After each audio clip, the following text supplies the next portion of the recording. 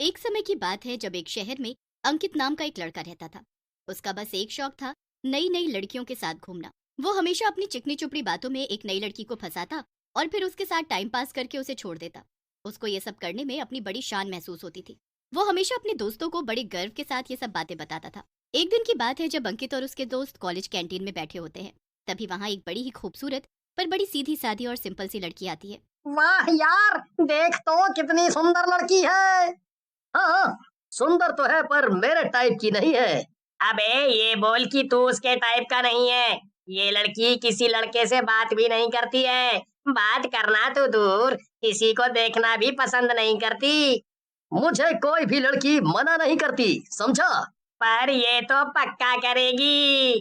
तू रुक, मैं अभी आता हूँ। अंकित उठकर उस लड़की के पास जाता है और उससे बोलता है। हेलो, मेरा नाम अंकित है। तुम मुझे जानती तो होगी ही, क्यों नहीं जानोगी? पूरे कॉलेज में फेमस हूँ मैं।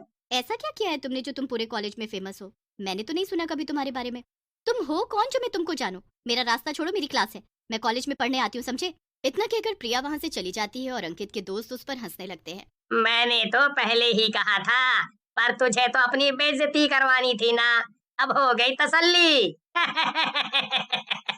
इसको तो मैं बताऊंगा। 1 महीने के अंदर अंदर ये लड़की अगर मेरे साथ यहाँ इसी टेबल पर नहीं बैठी मिली तो मेरा नाम भी अंकित नहीं। हाँ। बस अब अंकित प्रिया के ऊपर नजर रखने लगता है। वो जहाँ जहाँ जाती वो उससे पहले वहाँ पहुँच जाता। कॉलेज के बाद प्रिया अपने घर जा रही होती है कि तभी उसे एक रिक्शे वाले के साथ अंकित खड़ा हुआ मिलता है। अंकित के जाने के बाद वो रिक्शे वाले से पूछती है कि वो यहाँ क्या कर रहा था, तो रिक्शे वाला उसे बताता है। मैडम, अभी कुछ बदमाश लड़के मेरे पैसे छीनकर भाग गए। अभी ये भैया आए और उनको पकड़ने की खूब कोशिश की। वो तो निकल गए पर भैया ने मुझे 2,000 रुपए दिए। आज मेरे घर खाने को राशन भी नहीं था। भैया तो आज मेरे लिए भगवान बनकर आए। प्रिया ये सुनकर घर चली जाती है। अगले दिन उसके कॉलेज की छुट्टी होती है, इसलिए वो हमेशा की तरह मंदिर जाती है। मंदिर में प्रिया को फिर से अंकित दिखता है जो गरीब लोगों को खाना खिला रहा होता है।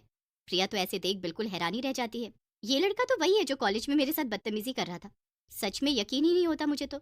अब अगले दिन प्रिया जब कॉलेज आती है तो उसे वहाँ अंकित के दोस्त दिखते हैं जो एक लड़की को छेड़ रहे होते हैं। अचानक वहाँ अंकित आ जाता है और अपने दोस्तों पर चिल्लाने लगता है। शर्म नहीं आती तुम लोगों को? ये भी किसी की बहन है, जैसे तुम्हारी बहनें हैं, समझे? कोई उनके साथ ऐसे करे तो? अरे अंकित, तू कब से ऐसी बातें करने लगा? तू तो इन सब में सबसे आगे था। मैं कभी इन सब चीजों में था, पर जब से मैंने प्रिया को देखा है मैं सुधर गया हूँ। मुझे अब इन सब में कोई दिलचस्पी नहीं है। मैं अब प्रिया के अलावा किसी को नहीं चाहता। ये कहकर अंकित वहाँ से चला जाता है। अब वो हर दिन प्रिया के सामने ऐसा कुछ न कुछ कर ही देता कि धीरे धीरे प्रिया को अंकित से प्यार हो जाता है। वो अंकित से अब खुद बात करने की कोशिश करती है, पर अंकित हर वक्त किताबों में घुसा रहता है। एक दिन जब अंकित क्लास के बाहर होता है तो प्रिया उसे आवाज देती है।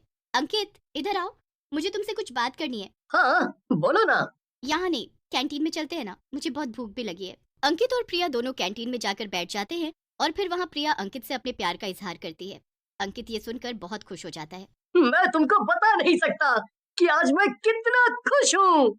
अंकित फिर पीछे बैठ अपने दोस्त मनीष और राहुल को देखकर आंख मारता है। वो दोनों समझ जाते हैं कि ये सब ड्रामे उसने प्रिया को पटाने के लिए किए हैं। भाई मान गए अंकित को।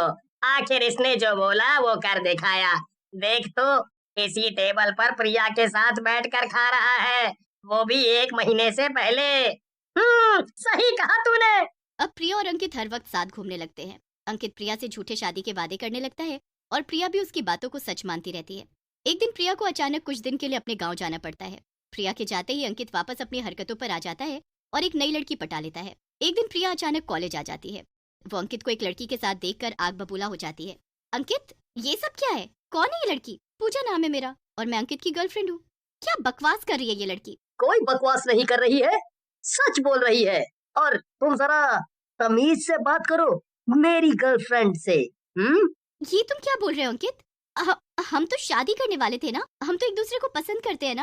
ओफो, वो सब एक ड्रामा था प्रिया, तुमको सबक सिखाने और तुम्हारी अकड़ को खत्म करने के लिए। तुमने जो उस दिन कैंटीन में मेरी बेइज्जती की, ये बस उसका बदला था।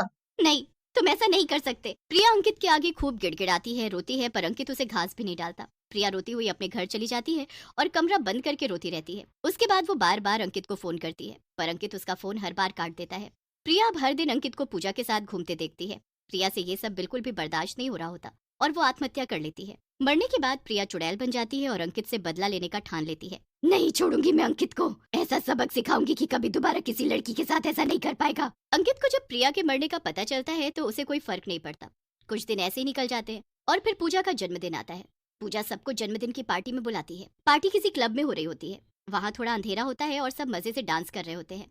सब लोग पार्टी एंजॉय करने लगते हैं। अंकित बड़ा ही खुश हो रहा होता है, पर उसे क्या पता होता है कि अभी क्या होने वाला है। पूजा और अंकित डांस करने लगते हैं। अंधेरे में पूजा का चेहरा एक पल के लिए चुड़ैल में बदल जाता है।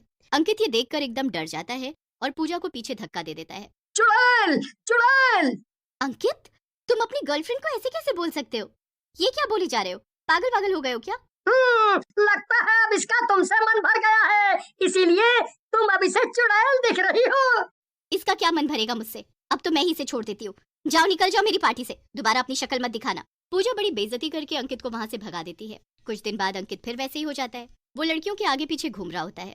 अब उसे कॉलेज में मनीषा नाम की लड़की पसंद आ जाती है। मनीषा जैसे ही कॉलेज आती है, अंकित उसके पास भागता है। मनीषा बहुत ही ज्यादा अमीर होती है, इसलिए वो अंकित को भाव भी नहीं देती, पर अंकित तो उसको पटाने के लिए उसके आगे पीछे घूमने लगता है।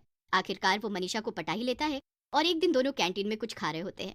अंकित मनीषा की तरफ देख ही रहा होता है कि मनीषा एक चुड़ैल में बदल जाती है। मुझे अपने हाथों से खिलाओ ना अंकित। चुड़ैल चुड़ैल, बचाओ बचाओ। ये क्या बदतमीजी है? तुम मुझे चुड़ैल बोल रहे हो? मनीषा गुस्से में आकर अंकित को एक थप्पड़ मारकर वहाँ से चली जाती है।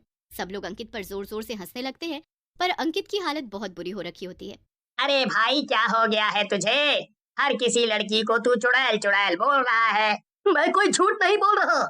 उस दिन वो पूजा चुड़ैल में बदल गई और आज ये मैं झूठ नहीं बोल रहा हूँ। अब कॉलेज के बाद अंकित को एक लड़की अपनी गाड़ी के बाहर खड़ी दिखती है। अंकित जल्दी से उसके पास जाता है।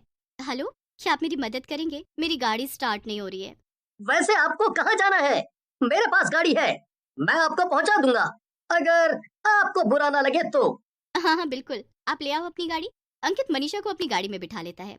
रास्ते में जब अंकित मनीषा की तरफ देखता है तो मनीषा एक चुड़ैल में बदल चुकी होती है। अंकित को कोई होश नहीं रहता और वो गाड़ी सीधा एक पेड़ से टकरा देता है। उसके सर में बहुत चोट आती है। मैं तुझे कैसे छोड़ सकती हूँ? जहाँ जहाँ तू जाएगा मुझे ही पाएगा। आखिर मैं तेरी गर्लफ्रेंड